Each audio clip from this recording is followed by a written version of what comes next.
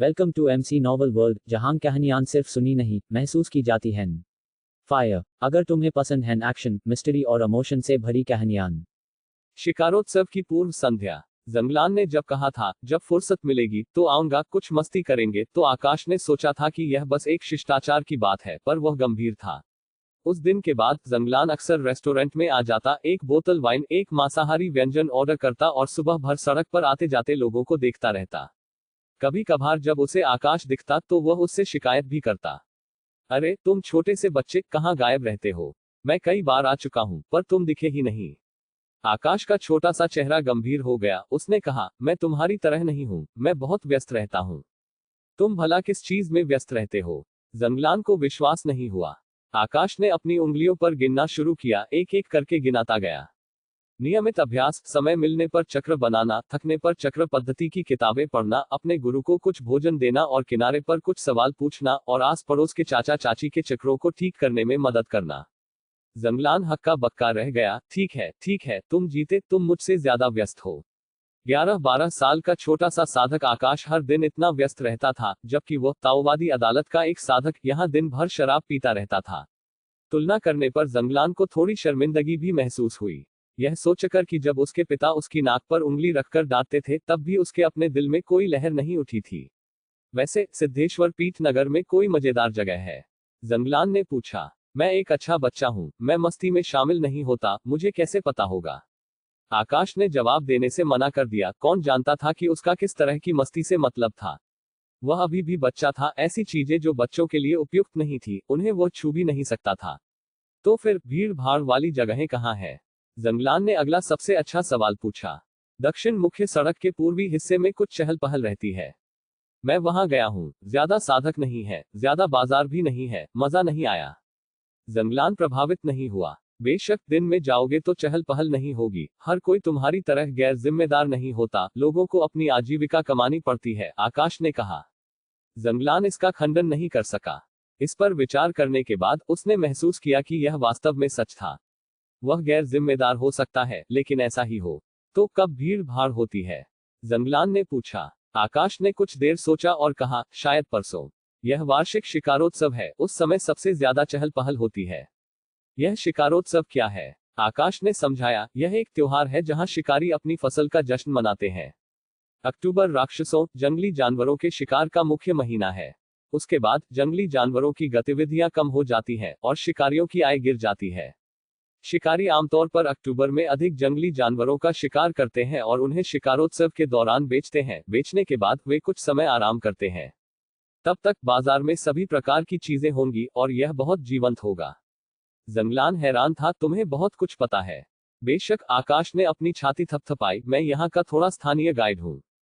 जंगलान हंसा, लेकिन उसे शिकारोत्सव में भी काफी दिलचस्पी हुई। अच्छा, तो मैं परसों जाकर देखूंगा। यह कहकर उसने अपनी आस्तीन झाड़ी और जाने की तैयारी की। आकाश ने उसे जिज्ञासा से देखा और पूछा, क्या तुमने अभी तक बिल नहीं निपटाया है? मैंने काउंटर पर कुछ दर्जन आध्यात्मिक पत्थर रखे हैं, बस उसमें से काट लेना, जंगलान ने लापरवाही से उदारता दिखाते हुए कहा। आकाश ने अपनी जीभ चटकाई, यह सोचकर कि जंगलान में उदार मूर्ख बनने की अच्छी कला है। फिर वह सिर नीचे करके चक्र पद्धति की किताबें पढ़ने लगा, यह सोचते हुए कि उसे अगले कुछ दिनों में कुछ और चक्र सीखने चाहिए और फिर शिकारोत्सव के दौरान छुट्टी लेनी चाहिए ताकि वह दारा और दूसरों के साथ कुछ दिन खेल सके। श्वेतकेतु ने सुना कि आकाश शिकारोत्सव में खेलने जा रहा है और उसे इतनी ईर्ष्या हुई कि लगभग मुंह से लार टपकने लगी।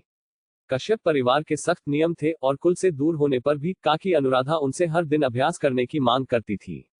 इसके अलावा लियान एल्केमी, फॉर्मेशंस और आर्टिफैक्ट रिफाइनिंग के कोर्स सब स्पष्ट रूप से निर्धारित थे, एक भी छूटने न पाए। शायद इसलिए कि वे अपने कुल के भीतर नहीं थे, काकी अनुराधा को डर था कि वे परिवार के अन्य शिष्यों से पीछे छूट जाएंगे, इसलिए उन्होंने और भी सख्त मानकों की मांग की। आकाश लियान एल्केमी, आर्टिफैक्ट रिफाइनिंग या अभ्यास की कई किताबों पर नजर डाली थी और उन्हें बहुत गूढ़ पाया था, जो उसकी समझ से बिल्कुल परे थी। सौभाग्य से वह चक्रों पर लिखी किताबों को समझ सकता था और वे उसे ज्यादा मुश्किल नहीं लगी। हालांकि आकाश के मन में हमेशा एक सवाल रहता था कि श्वेतकेतु और श्वेता वास्तव में श्रीमान जुबिन के पंजीकृत शिष्य बनकर क्या सीख रहे थे। अब तक श्रीमान जुबिन ने उन्हें कुछ खास सिखाया हुआ नहीं लगता था, है ना? जो चीजें वे सीख रहे थे आकाश भी सीख सकता था, जो सवाल वे पूछते थे आकाश भी सुन लेता था। कुछ सामग्री अस्पष्ट थी, लेकिन ऐसा कुछ भी उन्नत नहीं लगता था जिसके लिए श्रीमान जुबिन के व्यक्तिगत मार्गदर्शन की आवश्यकता हो। इसके अलावा भले ही श्रीमान जुबिन उन्हें कुछ न सिखाएं, उनके अभ्यास की व्यवस्था उनके परिवार द्वारा पूरी तरह से की गई थी, जिसमें श्रीमान जुबिन के हस्तक्षेप की कोई आवश्यकता नहीं थी। श्रीमान जुबिन का अध्ययन कक्ष एक ऐसी जगह थी जहां आकाश अक्सर अकेले आता था, कुछ स्नैक्स लाता था और सवाल पूछता था। श्वेतकेतु और श्वेता बस छोटे मंडप में अभ्यास करते थे और पढ़ते थे, और जहां तक आकाश को याद था, नियमित अभिवादन और निर्देश के अनुरोध के अलावा वे कभी भी निजी तौर पर श्रीमान जुबिन से नहीं मिले। इससे आकाश बहुत चकित था। या शायद कुछ ऐसी चीजें हैं जो श्रीमान जुबिन पंजीकृत शिष्यों को नहीं सिखाएंगे बल्कि केवल प्रत्यक्ष शिष्यों को देंगे। क्या वे इतने दृढ़ थे क्योंकि उन्हें उम्मीद थी कि श्रीमान जुबिन उन्हें और गहन कलाएं सीखने के लिए अपना शिष्य बना लेंगे। पंजीकृत शिष्यों और प्रत्यक्ष शिष्यों के बीच का अंतर महत्वपूर्ण था। पंजीकृत शिष्य उन्हें महोदय कहकर संबोधित करते थे, जबकि प्रत्यक्ष शिष्य उन्हें गुरु कह सकते थे। साधक गुरु और शिष्य के बीच के बंधन को बहुत महत्व देते हैं। एक दिन गुरु, जीवन भर पिता को कोई अतिशयोक्ति नहीं माना जाता। दारा को मास्टर चंदन ने शिष्य बनाया था, जो दारा को एक बेटे की तरह मानते थे और उम्मीद करते थे कि वह बुढ़ापे में उनकी देखभाल करेगा। गुरु और शिष्य के बीच के भारी प्रेम के कारण अपने पीठ को धोखा देना भी साधना जगत में सबसे बुरे अनाचारों में से एक माना जाता है। आकाश ने अपनी ठोड़ी पर हाथ फेरा, खुद से सोचने लगा, क्या श्रीमान जुबिन मुझे अपना प्रत्यक्ष शिष्य बना सकते हैं? अपनी खुद की साधना, आध्यात्मिक मूल प्रतिभा और पारिवारिक पृष्ठभूमि की तुलना श्वेतकेतु और श्वेता से करने पर आकाश जल्दी ही होश में आ गया। बहुत ऊंचा लक्ष्य न रखना ही बेहतर है, आकाश ने मन ही मन सोचा। चुपचाप इस अवास्तविक धारणा को त्याग दिया। 2 दिनों में शिकारोत्सव होगा। शिकारोत्सव सिद्धेश्वर पीठ नगर के सबसे बड़े त्योहारों में से एक था, यहां तक कि कमल महोत्सव से भी बड़ा। सिद्धेश्वर पीठ नगर के साधक, चाहे वे गरीब मुक्त साधक हो या धनी परिवार के साधक, सभी ने शिकारोत्सव की तैयारी काफी पहले से शुरू कर दी थी।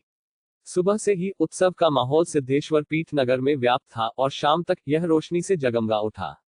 शिकारोत्सव के दौरान बहुत से लोग होते थे और भोजनालय गुलजार रहते थे, इसलिए मीरा घर पर ही रहती थी और काकी अनुराधा तथा कुछ अस्थायी रूप से किराए पर ली गई चाचियों के साथ मिलकर कारोबार संभालती थी।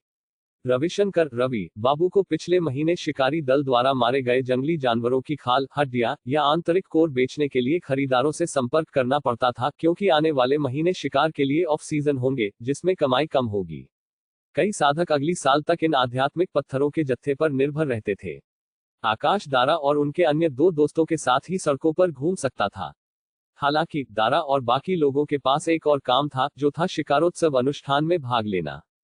हर साल शिकारोत्सव के दौरान प्राण शुद्धि क्षेत्र के 6ठे स्तर से ऊपर के युवा साधकों के लिए शिकारी बनने के लिए एक शिकारोत्सव अनुष्ठान आयोजित किया जाता था। प्राण शुद्धि क्षेत्र का 6ठा स्तर सिद्धेश्वर पीठ नगर के मुक्त साधकों के लिए एक विभाजन रेखा था, जो न केवल प्राण शुद्धि मध्य चरण के शिखर को चिन्हित करता था, बल्कि प्राण शुद्धि उत्तर चरण में सफलता की आशा भी था।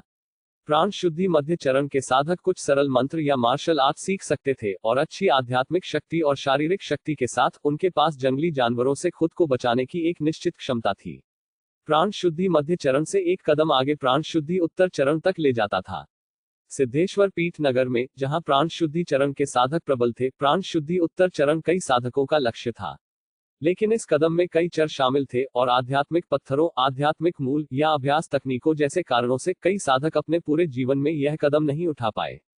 तो मुक्त साधकों के लिए प्राण शुद्धि क्षेत्र के 6ठे स्तर तक पहुंचना मतलब था कि वे सच्चे शिकारी बन सकते हैं, और शिकारी बनने का मतलब था कि उन्हें अपनी आजीविका के लिए जंगली जानवरों के शिकार पर निर्भर रहना होगा। दारा लगभग 1 साल पहले प्राण शुद्धि क्षेत्र के 6ठे स्तर पर पहुंच गया था, लेकिन उसकी किस्मत खराब थी। वह बस कुछ ही दिनों से शिकारोत्सव अनुष्ठान से चूक गया, जिससे वह शिकारी नहीं बन पाया और इस तरह पहाड़ों में शिकार करने में असमर्थ रहा। मनु शुभ्रा और मनु छोटू में लगभग समान योग्यता थी। हालांकि वे चंचल थे, फिर भी वे अपनी साधना में मेहनती थे, इसलिए 1 साल के भीतर उन्होंने भी लगातार सफलता हासिल की। प्राण शुद्धि क्षेत्र के 6ठे स्तर पर पहुंच गए। शिकारोत्सव अनुष्ठान पैतृक हॉल के सामने आयोजित किया गया था, जहां दारा, अन्य दोनों और कुछ अन्य साधक जो अभी अभी प्राण शुद्धि क्षेत्र के 6ठे स्तर पर पहुंचे थे, कुछ सम्मानित बुजुर्गों की देखरेख में भाग लिया। शिकारोत्सव अनुष्ठान काफी जटिल था, जो अगरबत्ती जलाने और आकाश और पृथ्वी की पूजा से शुरू हुआ। उसके बाद एक रक्त शपथ ली गई, हथेली को चाकू से काटकर और खून को शराब में टपकाया गया, जिसे फिर एक सामूहिक टोस्ट के लिए एक कप में उठाया गया। बुजुर्ग ने कुछ शब्द कहे, लेकिन आकाश बहुत दूर था, इसलिए साफ सुनाई नहीं दिया। बस कही गई बातों का एक सामान्य विचार पकड़ पाया। इसका मतलब था कि शिकारियों के रूप में, हालांकि रक्त से संबंधित नहीं थे, रक्त शपथ एक प्रतिज्ञा थी, और इस शराब को एक साथ पीने का मतलब था आपसी समर्थन, एक साथ खून बहाना, एक साथ ताकत लगाना। जंगली जानवर साधकों की तुलना में कई गुना अधिक दुर्जय थे। यदि एकता नहीं थी तो एक शिकारी का जीवन नहीं बच सकता था। जंगली जानवरों का शिकार बनना, जीवन खोना बहुत आसान था। रक्त शपथ के बाद नए शामिल हुए शिकारियों को बुजुर्ग द्वारा एक एक शिकारी टोकन दिया गया। शिकारी टोकन विशेष जंगली जानवरों की हड्डियों से बने बताए गए थे, केवल एक बच्चे की मुट्ठी के आकार के और हल्के सफेद रंग के। हर साधक जो शिकारी बना उसे एक शिकारी टोकन मिला। हर बार जब कोई जंगली जानवर मारा जाता था तो टोकन पर एक रक्त लाल पैटर्न दिखाई देता था। जितने अधिक जंगली जानवर मारे जाते थे वह उतना ही अधिक प्रमुख हो जाता था। पैटर्न से ढका एक शिकारी टोकन एक शिकारी की योग्यता के रूप में देखा जा सकता था। दारा, मनु शुभ्रा और मनु छोटू तीनों में से प्रत्येक को एक शिकारी टोकन मिला, उस पर अपना ताजा खून टपकाया और फिर उसे अपनी गर्दन के चारों ओर लटका लिया। खून से सना शिकारी टोकन एक शिकारी के साथ जीवन भर रहेगा। कुछ शिकारी तो अपने टोकन को अपने जीवन जितना ही संजोते थे, टोकन खोने के बजाय अपना जीवन खोना पसंद करते थे। टोकन खोने का मतलब था शिकार में अपना अतीत और उपलब्धियों, साथ ही एक शिकारी के जीवन की संपूर्णता को खो देना। रक्त शपथ और शिकारी टोकन के वितरण के बाद शिकारोत्सव अनुष्ठान समाप्त हो गया। पूरे आयोजन के दौरान दारा और अन्य लोगों के चेहरे तनावग्रस्त थे और अब जाकर ही वे शांत हुए। वे नए ताओवादी चोगे और बेत का कवच पहने हुए थे, उनके हाथों में एकदम नए पुबलेट थे। ताओवादी चोगे सामान्य कपड़े से बने थे, सस्ते लेकिन मजबूत। बेत का कवच और पुबलेट हालांकि आध्यात्मिक शिल्प थे। कवच महत्वपूर्ण नसों की रक्षा कर सकता था और ब्लेड जंगली जानवरों को मारने के लिए इस्तेमाल किए जाते थे, जिन्हें शिकारियों के बीच सबसे आम आध्यात्मिक शिल्प माना जाता था। मनोज, मनु, दारा धनी नहीं थे और उन्होंने इन वस्तुओं से उन तीनों को पूरी तरह से लैस करने के लिए लगभग अपनी सारी बचत खर्च कर दी थी। अब से उन्हें खुद को सहारा देने के लिए इन आध्यात्मिक शिल्पों पर निर्भर रहना होगा। आकाश और वे तीनों सड़कों पर घूमे, लेकिन यह देखकर कि वे कुछ उदास लग रहे थे, आकाश ने चिंता व्यक्त की। क्या हुआ, तुम लोगों को खुश नहीं हो? समूह एक छोटे से पत्थर के पुल पर पहुंचा, रेलिंग के पास बैठा कलकल करते पानी को दूर की रोशनी में घुलते हुए देख रहा था। मैंने कल रात अपनी माँ को चुपके से रोते हुए देखा, मनु शुभ्रा ने कहा। मैंने भी देखा, मनु छोटू ने जोड़ा। मुझे लगता है कि उन्हें आध्यात्मिक पत्थरों के बारे में बुरा लग रहा है। परिवार के सारे आध्यात्मिक पत्थर चले गए और उन्होंने थोड़ा थोड़ा करके बचाया था। इसमें और भी कुछ है, हमने कुछ उधार भी लिया है। मैंने अपने पिता को शिकारी दल के चाचाओं से और रवि बाबू से उधार लेते हुए देखा, दारा ने कहा। फिर उसने आकाश से पूछा, तुम्हारे परिवार को आध्यात्मिक पत्थरों की तत्काल आवश्यकता तो नहीं है, है ना? चिंता मत करो, हमारे पास अभी भी एक रेस्टोरेंट है, इसलिए हम अभी के लिए कमी में नहीं है, आकाश ने उन्हें आश्वासन दिया।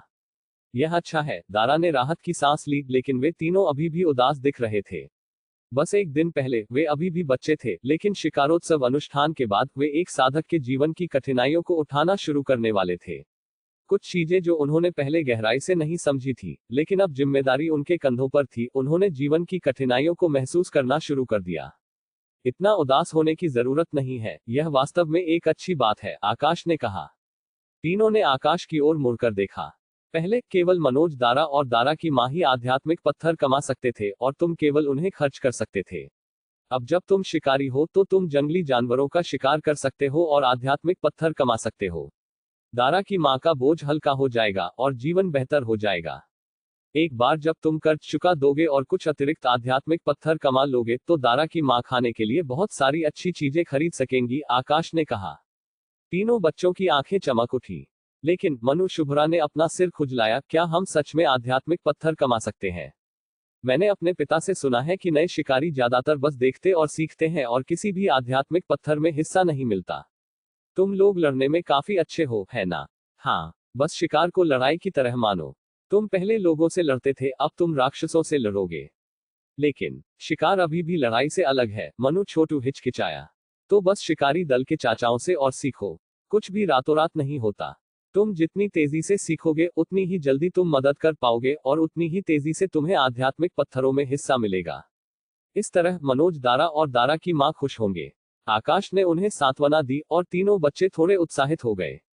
हालांकि दारा ने हिचकिचाते हुए कहा, अगर हम शिकार करने गए तो हम तुम्हारे साथ अक्सर खेलने नहीं आ पाएंगे और बाद में हम शायद तुम्हारे साथ फिर कभी खेलने ना आ पाए। मनु छोटू ने धीरे से जोड़ा। यह कहने के बाद वे तीनों फिर से उदास दिखने लगे। कोई बात नहीं, 1 या 2 साल में शायद मैं भी प्राण शुद्धि क्षेत्र के 6ठे स्तर पर पहुंच जाऊंगा और तब तक मैं भी शिकारी बन सकता हूं और फिर मैं तुम्हारे साथ पहाड़ों पर जा सकता हूं, आकाश ने कहा। ओह ठीक है, बेशक, मनु छोटू ने खुशी से कहा। बेशक क्या? मनु शुभ्रा ने मनु छोटू पर आंखें घुमाई, फिर थोड़ी चिंता के साथ आकाश की ओर देखा। तुम स्वस्थ नहीं हो और तुम शारीरिक साधना के रास्ते पर नहीं चल रहे हो। एक शिकारी बनना खतरनाक है और रवि बाबू सहमत नहीं होंगे। तुम्हें इसके बजाय चक्र गुरु बनना चाहिए, जिसका दर्जा ऊंचा होता है, अधिक आध्यात्मिक पत्थर कमाता है और इसमें लड़ाई शामिल नहीं होती। दारा ने जल्दी से सिर हिलाया, चक्र गुरु बनना अच्छा है। मनु छोटू ने दोहराया, हाँ, चक्र गुरु बनना अच्छा है। ठीक है, तो मैं पहले चक्र गुरु बनने पर विचार करूंगा। अगर कोई और अवसर आता है या अगर मैं शारीरिक साधना का पीछा कर सकता हूं तो मैं एक शिकारी बनने पर विचार करूंगा, आकाश ने कहा। लेकिन इस पर विचार करने के बाद उसने महसूस किया कि शायद उसके पास एक शिकारी बनने की कोई प्रतिभा नहीं है। वह कमजोर था और उसने जो अभ्यास तकनीक सीखी वह आध्यात्मिक शक्ति पर जोर देती थी। अगर वह वास्तव में एक शिकारी बन जाता है तो जंगली जानवर का एक करीबी हमला उसे आसानी से फाड़ सकता था और वह शायद जीवित न बचे। आकाश को थोड़ा पछतावा हुआ क्योंकि वह शारीरिक साधना करने वालों की साहसी और स्वतंत्र शैली के विचार से काफी आकर्षित था, जो बहादुर और लापरवाह थे। दुर्भाग्य से वह कमजोर पैदा हुआ था और उसे कभी मौका नहीं मिला। आकाश ने अपनी कमर की थैली को थपथपाया, आज मैं तुम लोगों को मीरा की सड़क किनारे की गुलकंद की टिकिया एक विदाई दावत के रूप में खिलाऊंगा। खाने का उल्लेख तीनों लड़कों को ऊर्जावान कर गया। लेकिन तुम हमेशा हमें खिलाते हो, यह उचित नहीं लगता, मनु शुभ्रा ने कुछ शर्मिंदगी से कहा। चिंता मत करो, एक बार जब तुम दूर दूर तक जाने माने प्रसिद्ध शिकारी बन जाओगे, जब तुमने बहुत सारे जंगली जानवरों को मार दिया होगा और बहुत सारे आध्यात्मिक पत्थर कमा लिए होंगे, तो तुम मुझे कुछ स्वादिष्ट चीज खिला सकते हो। यह सुनकर तीनों लड़कों की आत्माएं ऊपर उठ गईं और उन्होंने एक साथ सिर हिलाया, ठीक है। एक पल पहले की चिंताएं दूर हो गईं, वे सिर उठाकर और आत्मविश्वास की हवा के साथ टिकिया की दुकान तक चले गए। टिकिया खाने के बाद दिन ढल रहा था, इसलिए घर जाने का समय हो गया था। जाने से पहले दारा ने आकाश को याद दिलाया, हम पहाड़ों पर हो तो तुम सावधान रहना। अगर कोई तुम्हें धमकाता है तो हमें बताना सुनिश्चित करना और हम तुम्हारे लिए लड़ने वापस आएंगे। भावुक होकर आकाश मुस्कुराया और कहा, ठीक है, यह सौदा रहा।